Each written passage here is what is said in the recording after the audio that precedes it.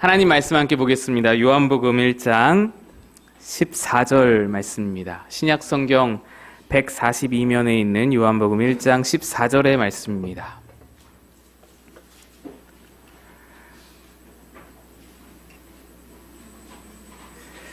요한복음 1장 14절 말씀.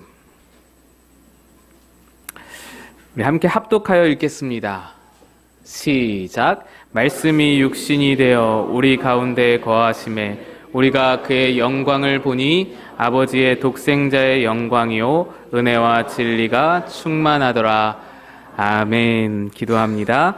귀하고도 귀한 주님의 탄생하신 날에 우리 모두가 함께 모여 주님 앞에 나왔습니다. 성탄의 귀한 말씀을 통해서 우리 모두 은혜를 누리게 하시고 성탄의 신앙으로 밝아오는 2024년 힘있게 살아내는 우리가 되게 도와주옵소서. 전하는 자는 감추시고 주의 은혜만을 바라오며 예수님 이름으로 기도합니다. 아멘. 앞뒤적으로 인사하겠습니다. 메리 크리스마스. 한 번 더 인사하겠습니다.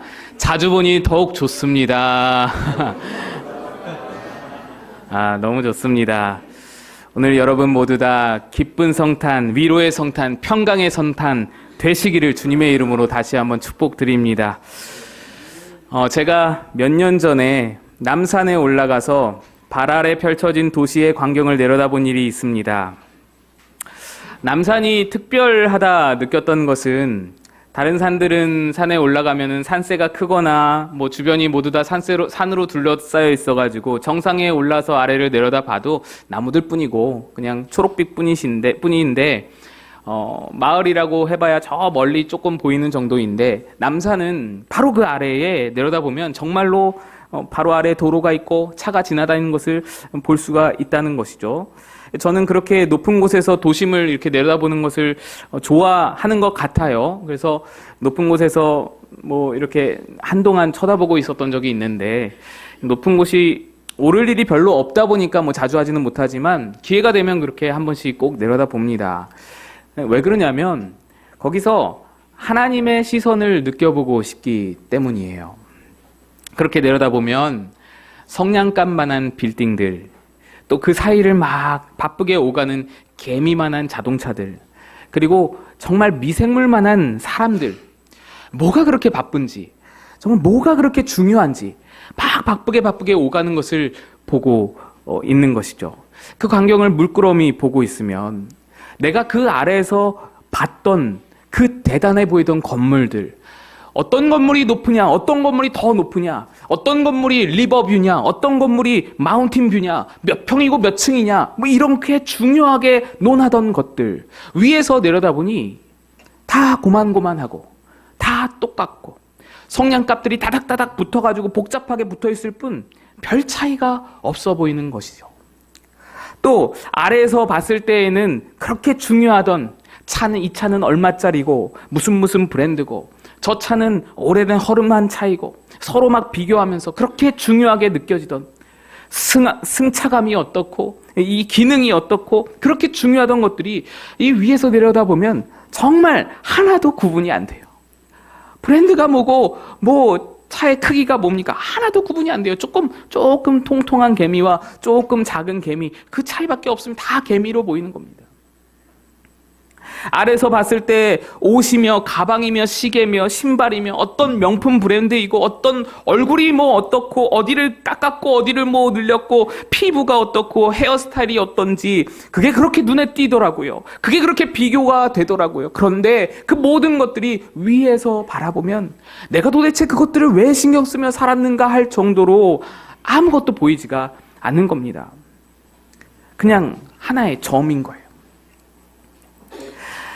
그러면서 그 광경을 내려다보면서 하나님은 어떠실까 생각이 드는 거죠.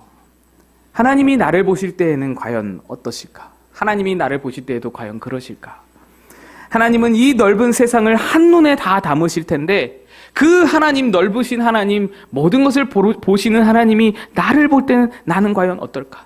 내가 중요하게 여기는 것은 과연 하나님께도 중요한 것일까? 내가 가치 있게 여기는 것은 하나님께도 과연 가치 있는 것일까? 그런 생각이 이제 드는 것입니다.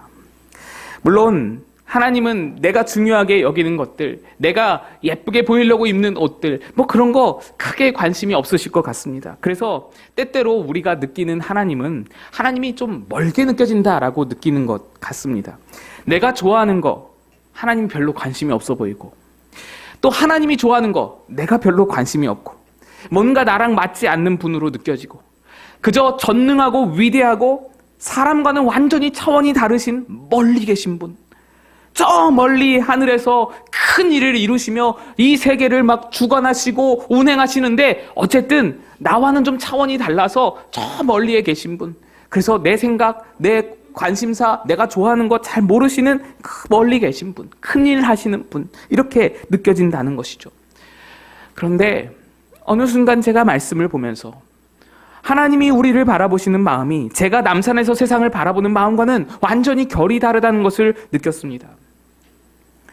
여러분, 어렸을 때에 개미를 관찰해 보신 경험 한 번쯤은 있으시죠? 그때 어떤 느낌이 드시나요? 그 작은 생명체가 막 바쁘게 움직이면서 질서정연하게 줄줄이 줄지어서 먹이를 나르는 모습에 신비감을 느끼고 막 경외감을 느끼고 막 놀랍고 그러시던가요? 그런 분은 별로 없으셨을 것 같습니다. 저 같은 경우에는 개미를 절대로 보고만 있지 않았습니다. 줄줄이 줄지어서 가는 그 개미가 뭐 이렇게 뭘 이렇게 흘리면서 간다잖아요. 이 무슨 호르몬 같은 것들을, 무슨 냄새를. 그래서 길을 만든다는데 그걸 이렇게 지워요. 그 길을 이렇게 끊잖아요. 지워내잖아요. 이렇게 막 문질러서 지우면은 뒤따라오던 개미들이요, 막 헤매요. 엄청 헤맵니다. 그 모습을 보면 얼마나 재밌던지요. 키득키득 웃으면서 재밌어하고. 저만 좀 잔인한 그런 것 같이 느껴지는데 죄송합니다. 또 개미 더 있어요. 더 개미집 구멍을 발견하면은 어떻게 해요? 그 흙으로 덮어버려요. 돌로 덮어버려요. 구멍을 막아보기도 하고, 때로는 한 마리 이렇게 잡아다가 물 구덩이에다가 빠뜨려서 막 허우적대는 거 보기도 하고, 내 발을 막 타고 올라오는 개미 있으면은 그냥 아무 생각 없이 눌러버리고. 그런, 뭐 제가 특별히 잔인한 인간이라서 그럴 수도 있겠지만 아마 여러분 중에도 그런 비슷한 경험들이 있으시리라 생각이 됩니다. 곤충에 정말 특별한 관심이 있는 아이가 아닌 이상 대부분의 아이들은 개미를 바라볼 때 그런 저와 비슷하지 않을까. 이것은요, 전적인 타자로 바라보는 겁니다. 저 작은 개미가 나에게 어떤 위해도 가할 수 없어 라고 내가 느끼고 있는 거예요. 어떤 영향도 끼칠 수 없다라고 판단하는 거예요. 그 개미의 고통이 나에게 아무런 괴로움과 아무런 고통을 주지 못합니다. 개미가 막 신음하고 막 부르짖고 있는 것이 나에게 전혀 상관이 없다고 느껴져서 장난도 치고 짓밟기도 하고, 그러다가 엄마가 저녁 먹어라 라고 부르실 때 그냥 다 털고 그냥 떠나버리면 그만인 거예요. 저녁에 내가 개미를 아무리 괴롭혔어도 밤에 누워서는 그 개미가 생각나서 죄책감에 막 시달리고 그러지 않아요. 아무렇지도 않게 편안하게 잠을 잘 수가 있는 겁니다. 전적인 타자로 개미를 바라보는 거예요. 완전한 타자로. 어쩌면 남산에서 제가 세상을 바라보았던 것도, 그런 저의 시선도 그와 비슷했을지 모르겠습니다.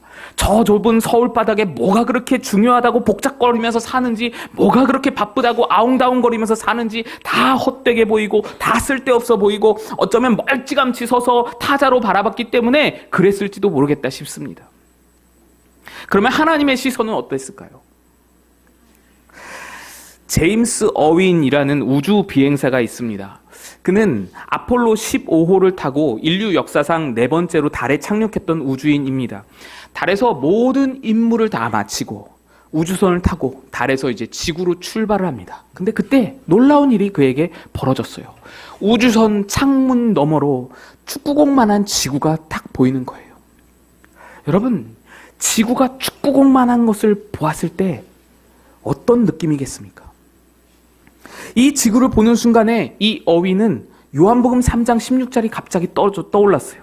하나님이 세상을 이처럼 사랑하사 독생자를 주셨으니 이는 그를 믿는 자마다 멸망하지 않고 영생을 얻게 하려 하심이라. 하나님이 세상을 이처럼 사랑하사. 아니, 하나님이 어떤 분이신데 저 축구공을 사랑하시나? 저 축구공이 뭐라고? 남산 정도로는 비교도 못할 높이에서 하나님의 시선을 느낀 겁니다. 하나님께서는 저 축구공만한 지구를 도대체 무엇 때문에 특별히 관심을 가지셨나요? 이 넓디 넓은 우주에 수억 개, 수조 개의 별들이 있는데 그 별들 가운데 가장 작고 작은 저 지구, 그리고 저 속에 우글거리고 살고 있는 인간을 하나님은 어찌 그리 특별히 생각하셔서 친히 사람이 되어 저 작은 공간으로, 저 미생물같이 우글거리는 저들 가운데로 들어오시게 되었나요? 그래서 우리를 구원하려고 하셨다니, 저 지구가 하나님의 눈에는 어쩜 그렇게 아름답고 위대하게 보였던 것일까요? 그렇습니다. 하나님은 저 멀리 위에서 이 세상을 바라보시면서 멀찌감치 바라보는 그런 전적인 타자로 바라보는 것이 아니라 이 작은 세상에 관심을 기울이셨습니다. 그리고 그 속에서 바글거리고 살아가고 있는 우리 인간을 깊이 생각하셨습니다. 그러더니 결국 우리 가운데로 들어오셨습니다.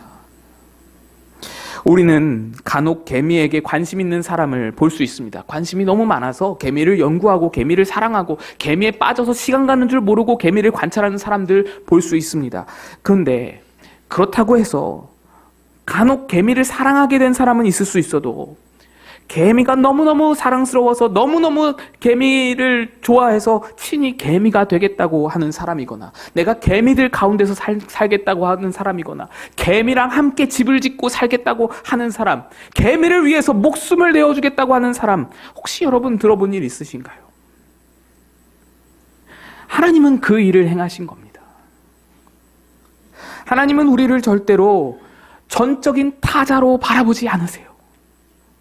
하나님은 멀찌감치해서 이 땅을 바라보면서 먼지밭도 못한 존재들이 헛된 것에 열심을 내고 헛된 것만 구하고 있구나, 그렇게 바라보지 않으세요.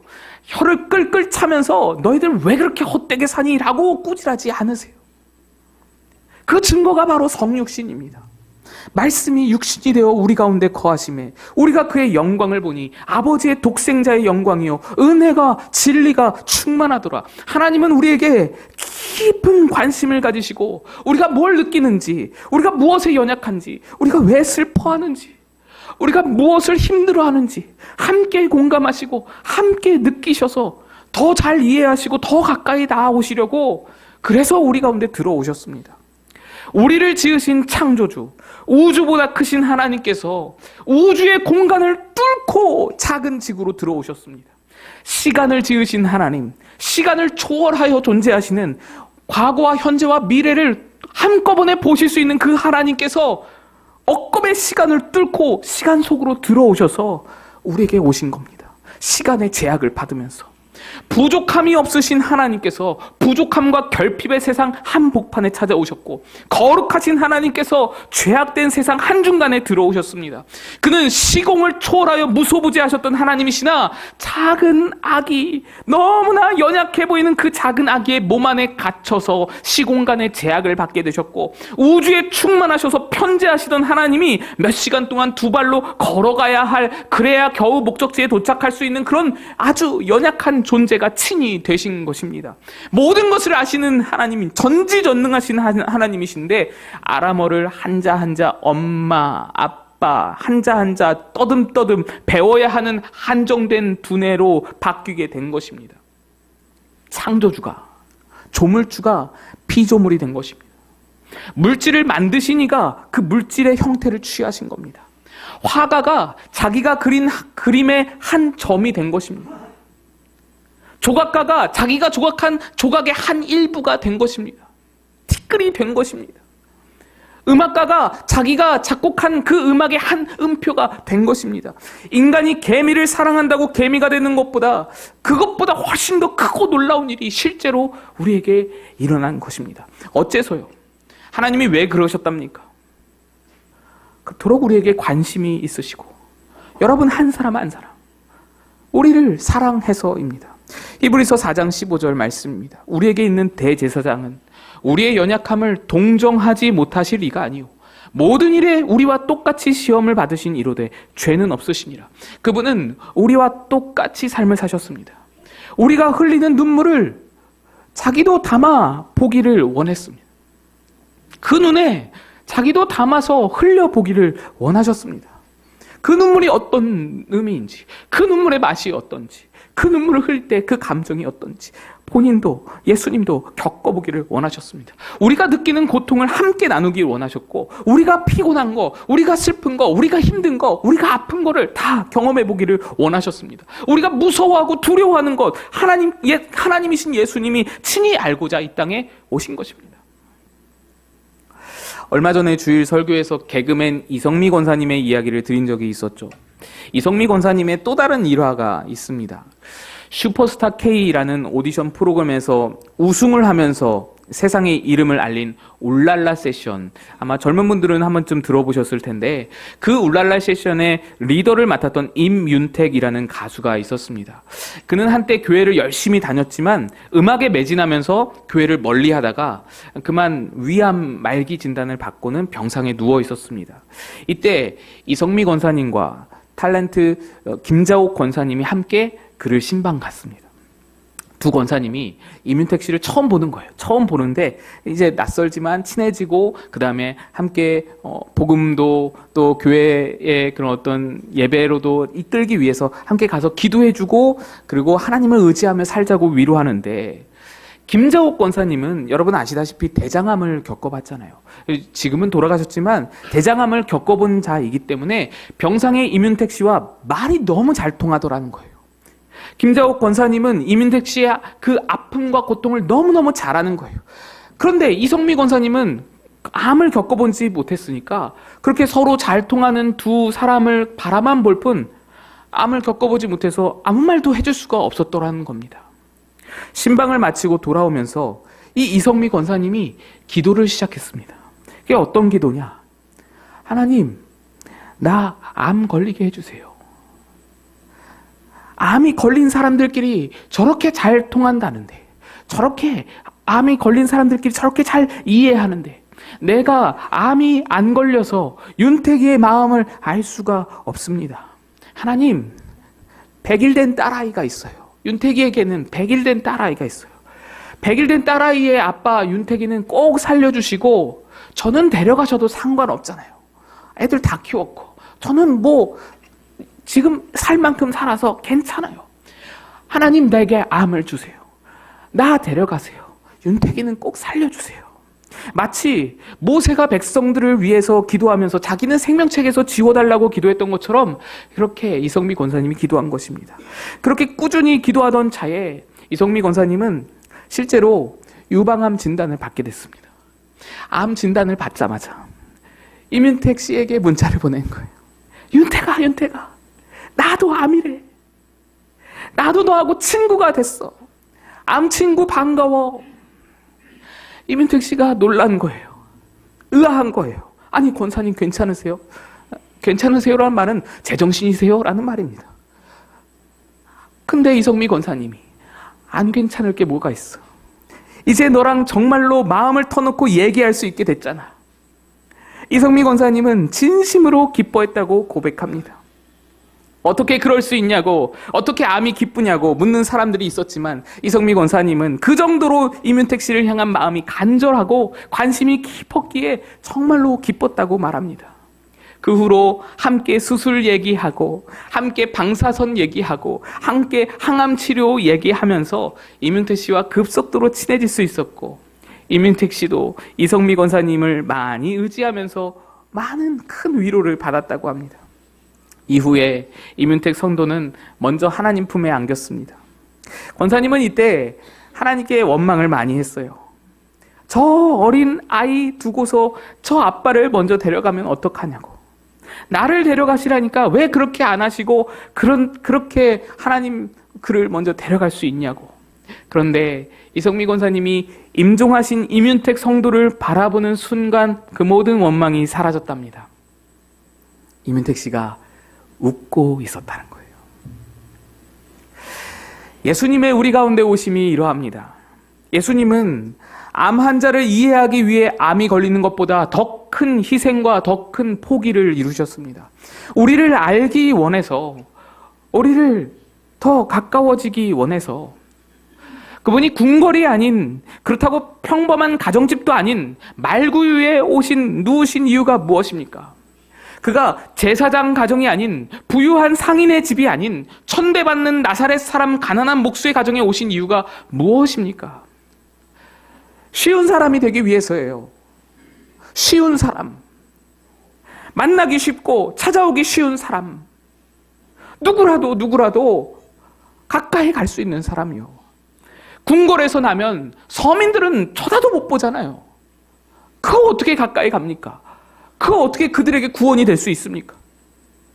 평범한 가정에서 나더라도 천민들, 목자들, 불가촉 천민들 같은 사람들은 그 평민들의 집에 얼씬도 못합니다. 말구유에 오셔서 나사렛 사람으로 목수의 아들로 오셔서 아무리 낮은 사람, 아무리 천한 사람이라도 예수님께 쉽게 다가가게 하시기 위해서 예수님은 나사렛 촌동네 목수의 아들로 말구유에 오셨습니다. 우리가 너무나 관심 있으셔서 우리 모두에게 어느 누구 하나 빠짐없이 가까이 다가오기를 원하셔서 예수님은 여러분에게 이토록 관심이 깊으십니다. 안타까운 것은 사람들이 이걸 잘 몰라줍니다. 자꾸만 하나님은 나에게 관심 없지라고 말합니다. 목사님에게만 관심과 사랑을 주시고 자기에게는 관심이 없대요. 제가 참 많이 들었어요. 그 이유가 무엇인가요? 이유란 것이 뭐냐면 내가 간절히 기도했는데 안 들어주셔서, 내게는 이렇다 할 복을 주지 않아서, 사업이 너무 어려운데 도와주지 않아서, 남들 다 편히 사는데 나만 힘들고 괴롭게 살아서. 그런데 여러분, 우리를 공감하시기 위해, 우리와 교감하시기 위해 우주와 하늘을 넘어서 이 땅에 오신 예수님이에요. 내 개인적인 몇 가지 일들 때문에 나에게 관심이 없다고 치부해버리기는, 속단해버리기는 그 너무 이르지 않습니까? 너무 야박하지 않습니까? 그분이 포기한 게 얼만데요? 그분이 희생한 게 얼만데요? 응답 안 된 기도나 거절하신 기도는 조금만 지나놓고 보면 새로운 것을 예비하사 우리에게 더 큰 응답을 주시는 주님을 보게 될 것입니다. 나만 복이 없고 나만 힘들다고 괴롭다고 느낀 모든 일들도 조금만 지나놓고 보면 그 모든 순간, 내가 고통당하고 있을 때 예수님이 나와 함께 하셨구나, 내가 울고 있을 때 예수님이 나와 함께 울고 계셨구나, 절대로 나를 붙들고 놓지 않으셨던 주님임을 볼 수 있을 것입니다. 주님은 어떤 대단한 영적 사람뿐만 아니라, 영적으로 훌륭하신 목사님, 권사님뿐만 아니라 바로 여러분 하나하나에게 깊은 관심을 가지시고 여러분의 마음을 깊이 공감하십니다. 그게 성육신, 말씀이 육신이 되어 우리 가운데 거하신다라는 말씀의 의미입니다. 저는 오늘 여러분께 그러니 예수님께 나아가시라고 말씀드리고 싶습니다. 예수님이 여러분에게 이 멀고 먼 길을 찾아오셨으니 이제 여러분이 예수님께 나아갈 차례입니다. 먼 길을 오신 예수님이 이 앞에 서 계신데 우리가 등 돌려서 예수님을 못 만나면 안 되잖아요. 우리가 당신은 나한테 관심 없어요. 기도 많이 하는 사람에게나 관심 있죠. 말씀 많이 보는 사람에게나 관심 있죠. 나처럼 주일 맨날 빠지고 이렇게 일 바빠가지고 주일도 잘 못 지키고, 나처럼 헌금 생활도 잘 못하고, 나처럼 이렇게 게으른 사람, 나처럼 이렇게 하나님 말씀 잘 못 듣는 사람, 나처럼 이렇게 방탕한 사람에게는 하나님 관심 없잖아요 라고 생각하지 말아달라는 겁니다. 여러분 모두에게 하나님은 관심이 있으십니다. 예수님이 얼마나 관심이 있으신지 표현하신 것이 성육신이란 말입니다. 그러니 여러분의 슬픔을 가지고, 여러분의 아픔을 가지고, 눈물 나는 그 일을 가지고 주님 앞에 나아가세요. 주님 앞에서는요, 울어도 됩니다. 운다는 말이 진짜로 눈물 보인다는 것뿐만 아니라 우리 마음의 힘듦과 어려움을 솔직하게 꺼내놓는 것이죠. 사람 앞에서는 우리가 솔직할 수가 없어요. 눈물 보일 수가 없어요. 우리의 힘든 말하면은 그거 다 이해를 못 해줘요. 그래서 우리는 사람 앞에서 가면들을 쓰고 삽니다. 사람은 우리가 아무리 슬퍼도, 아무리 슬퍼서 눈물을 막 쏟아도 잘 공감하지를 못합니다. 오히려 우리의 눈물을 판단하죠. 뭐 그런 것 가지고 울고 그래. 힐난한 뿌리죠. 그래서 사람 앞에서는 우리가 어때요? 감정을 절제하게 됩니다. 모든 감정을 다 절제하고 그러고 살아갑니다. 가면을 쓰고 살아갑니다. 아닌 척하고 괜찮은 척하고. 사람은 절대로 여러분의 아픔과 슬픔을 다 이해할 수도 공감할 수도 없습니다. 그러나 예수님은 그렇지 않아요. 하늘을 뚫고 오셨는데요. 여러분을 만나기 위해, 여러분에게 그 관심을 보이시기 위해. 우리 하나님은 절대 그렇지 않습니다. 그분의 절절한 마음을 보시고 그분의 여러분을 향한 쏟아지는 관심과 사랑을 보시기를 축복합니다. 그래서 주님 앞에서는 울어도 됩니다. 힘들다 말해도 됩니다. 속상하다고 말해도 됩니다. 다 받아주시는 주님이에요. 어느 것 하나 못 받아주시는 것이 없어요. 다 받아주세요. 여러분의 작은 아픔까지도 우리 주님은 꾸질하시거나 나무라지 않고 받아주시는, 안아주시는 주님입니다. 어느 목사님이 울면 안 돼라는 캐롤을 리메이크하여서 성탄 찬양을 작사했는데 제가 마음에 와닿아서 가사를 한번 읽어드리고 싶습니다. 울면 안 돼, 김상훈. 울면 안 돼, 울면 안 돼. 산타 할아버지는 우는 아이에겐 선물을 안 주신대. 울면은 절대로 안 돼. 그러나 예수님은 우는 자와 함께 하시기 위하여 이 땅 오셨네. 같이 울어주셔서 슬플 땐 울어도 돼. 누가 착한 애인지 누가 나쁜 애인지도 산타 할아버지는 가리고 가려내시지만 누가 착하든 말든 우리 예수님은 모두를 위하여 이 땅에 오셨네. 울어도 돼, 울어도 돼. 작은 신음에도 아파하시는 우리 예수님 이 땅에 오셨네. 우는 자를 위하여 주님 오셨네. 이 땅에 주님 여기 오셨네. 주님처럼 여러분의 마음 잘 아시는 분 또 없습니다. 주님만이 여러분의 아픔과 슬픔과 힘듦 깊이 공감하시고 위로하십니다. 주님은 그것을 위해 이 땅에 오신 주님이십니다. 우리 같이 찬양하겠습니다. 같이 일어날까요?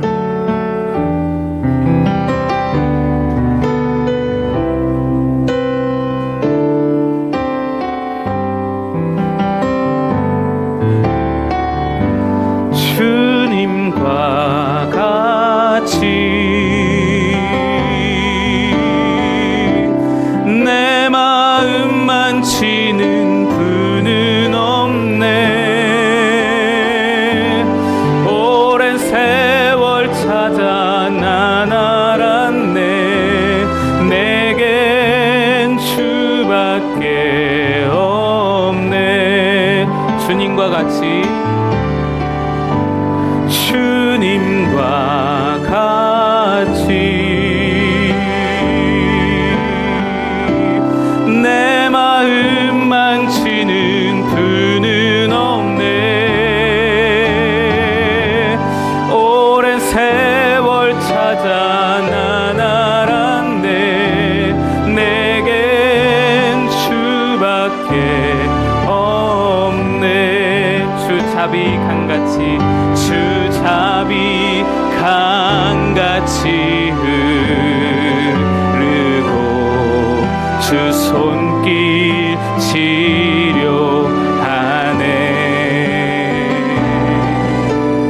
고통받는 자녀 품으시니 주밖에